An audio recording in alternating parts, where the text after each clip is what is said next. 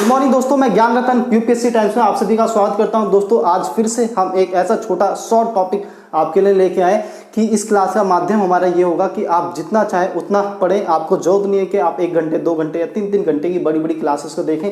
आप जिस टॉपिक को देखना चाहते हैं वो टॉपिक आप डायरेक्ट इसमें मिलेगा। 2, 4, 6, 8, 10 मिनट की वीडियो मिलेगी। जल्दी से टॉपिक फिनिश करें और अगले टॉपिक के लिए तैयार हो जाए। तो दोस्तों आज का जो हमारा टॉपिक होगा जलियांवाला बाग हत्याकांड 1919। दोस्तों ये पंजाब में अमृतसर में जलियांवाला बाग पड़ता है और ये जो हमारे ये जो कांड हुआ था ये भारतीय इतिहास का एक कह सकते हैं काला अध्याय था। दोस्तों अंग्रेजों की जब हमें क्रूरता देखनी पड़ेगी, जब हम इस चीज़ को देखेंगे कि आखिरकार गुलाम भारत कैसा था, तो हमें पता चलेगा कि गुलाम भारत ऐसा था। जलियांवाला बाग जो हत्याकांड हुआ था इसमें मासूम लोगों को मार दिया गया, मौत के घाट उतार दिया गया। और बस इसलिए मौत के घाट उतार दिया गया क्योंकि वो सरकार के खिलाफ, सरकार के किसी फैसले के खिलाफ थे और सरकार के प्रति एक तरह का विरोध प्रदर्शन कर रहे थे। लेकिन ये विरोध प्रदर्शन शांतिमय था, बहुत शांतिपूर्ण तरीके से विरोध प्रदर्शन हो रहा था। लेकिन तब भी अंग्रेजी सरकार द्वारा इतनी बड़ी घटना को अंजाम दिया गया। इसीलिए हम कहते हैं दोस्तों गुलाम भारत गुलाम था, आज़ाद आज हम आज़ाद हैं। और जिनके बलबूते पर हम आज़ाद हैं, जिनके संघर्ष के कारण हम आज़ाद हैं, हमें उन्हें सल्यूट करना चाहिए।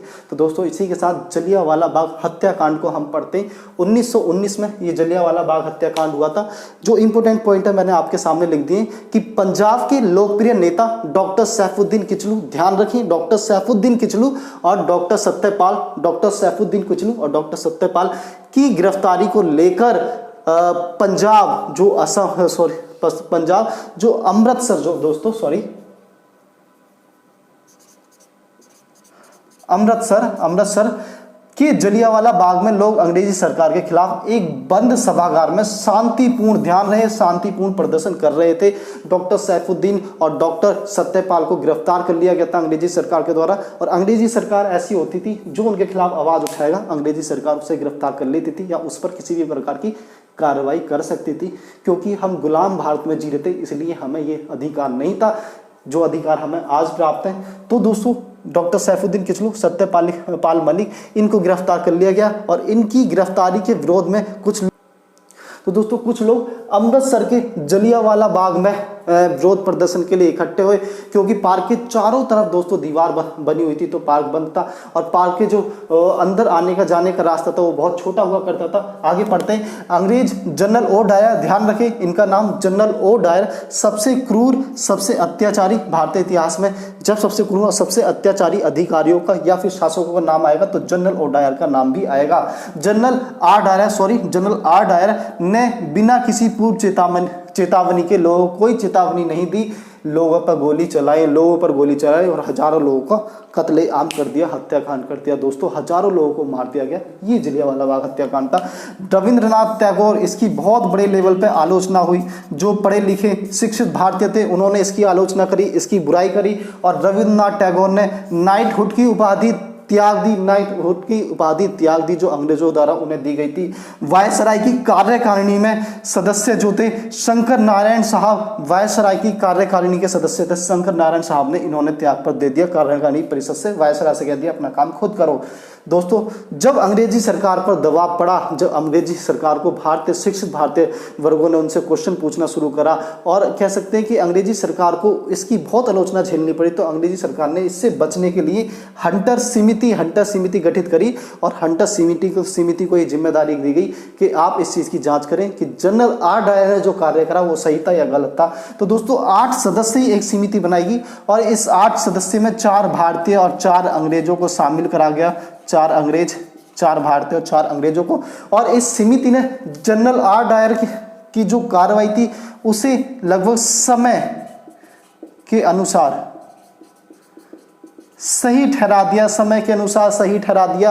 मान लिया गया कि अगर उस समय गोली ना चले जाते तो शायद स्थिति और ज़्यादा भयावह हो सकती थी। शायद वो जो लोग जो शांतिपूर्ण प्रदर्शन कर रहे थे वो सरकार के लिए हानिकारक सिद्ध हो सकते थे। तो कुछ भी हो सकता था, कुछ भी रीजन बना के डाल दिया गया कि 8 सदस्यीय समिति जांच हेतु बैठाई। जनरल को सही माना इस समिति ने। आगे बढ़ेंगे।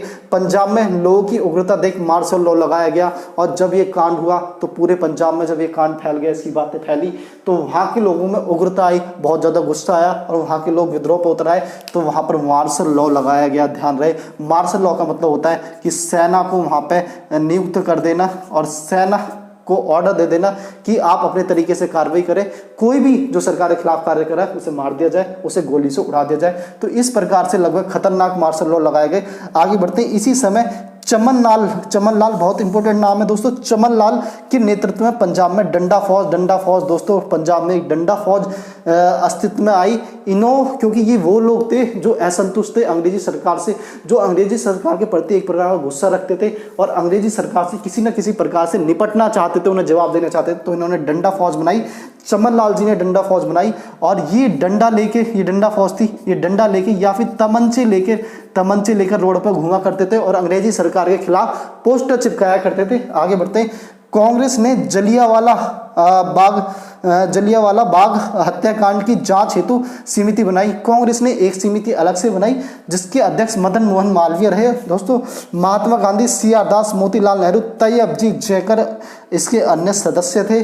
और इस रिपोर्ट ने क्या रिजल्ट निकाला, क्या इस रिपोर्ट की ये जो समिति थी इसकी रिपोर्ट रही। तो दोस्तों रिपोर्ट की तरफ देखेंगे तो समिति ने कहा जनरल R डायर ने विवेकहीन मतलब दिमाग का प्रयोग नहीं करा, विवेकहीन होकर भावावेश में गोलियां चला दी। भावावेश मतलब वो भावनाओं में बह गया। कैसी भावनाओं में बह गया? क्योंकि दोस्तों कुछ अंग्रेजी अधिकारी ऐसे थे जो भारतीयों से बहुत ज़्यादा नफरत करते थे और भारतीयों से नफरत करने के कारण वो किसी भी कोई मौका नहीं छोड़ते थे जिस समय वो भारतीयों को किसी न किसी प्रकार से दंडित ना करें। जनरल R डायर वो इसी प्रकार का एक व्यक्ति था जो भारतीयों से नफरत करता था और यहाँ पे उसे एक अच्छा मौका मिला और उसने उस मौके का फायदा उठाते हुए बहुत सारे लोगों को मार दिया। हालांकि मरने वाले लोगों की संख्या अलग अलग समितियां अलग अलग आयोगों ने अलग अलग बताई, लेकिन हम कह सकते हैं लगभग 400 से 1000 लोग के आसपास मरे थे। दोस्तों एक महत्वपूर्ण नाम जो मैं यहाँ पे जोड़ूंगा, वीर उधम सिंह। दोस्तों वीर उधम सिंह ये वो व्यक्ति होंगे जिनके पिता की मृत्यु इसी जलियांवाला बाग हत्याकांड में हो जाएगी। और ये वीर उधम सिंह अपने पिता की मृत्यु के लिए जनरल R डायर को एक सभा में जनरल R डायर को गोलियों से भून देंगे, गोलियों से दोस्तों भून देंगे। और गोलियों से कहाँ भूनेंगे दोस्तों? लंदन जाके R डायर को गोलियों से भून देंगे। जनरल R डायर का उनकी सर्विस खत्म होने के बाद, वो यहाँ से रिटायर हो जाएगा और लंदन चला जाएगा। लंदन में उसे सम्मान दिया जाएगा इन चीज़ों के लिए। और जब वो वहाँ पर सम्मान लेने के लिए जाएगा, उस मीटिंग में जाएगा, उसी मीटिंग में वीर उधम सिंह अपनी एक किताब, कहते हैं कि किताब के अंदर, और लगभग वो मोटी किताब थी और उस किताब के अंदर उसी के आकार, एक बंदूक के आकार का डिजाइन बना के सारे अंदर के पेजों काट कर उसमें एक बंदूक छुपा के वीर उधम सिंह वहाँ पे एक बंदूक ले गए। और जनरल R डायर जैसे ही वहाँ पे खड़ा होता है मंच पे भाषण देने के लिए, तभी सारी गोली उसके सीने में उतार दी जाती है। लंदन के कोर्ट में दोस्तों केस चलता है और वीर उधम सिंह को फांसी दे दी जाती है। तो दोस्तों ये भारतीय इतिहास का वो वीर जवान था जिसने अपने दुश्मन को उसके घर में घुस के मारा। तो हमें प्राउड फील करना चाहिए वीर उधम सिंह के नाम पर। तो दोस्तों यहाँ पर हमने सीखा कि जलियांवाला हत्याकांड भारतीय इतिहास की एक बहुत कहते हैं एक बहुत दुखमय घटना थी, लेकिन इसके साथ साथ क्योंकि हमारे पास वीर जवान थे चमन लाल जैसे जिन्होंने डंडा फौज बना के अंग्रेजी शासन को टक्कर देने की कोशिश करी, और हमारे पास वीर उधम सिंह थे जिन्होंने अपनी ज़िंदगी अपनी जान की परवाह नहीं करी, बल्कि अंग्रेजों को उनके घर में जाके मारा। तो दोस्तों इनके लिए जय हिंद। और इसी चीज़ के साथ हम बात के साथ चर्चा के साथ इस क्लास को समाप्त करते हैं। Thank you for watching.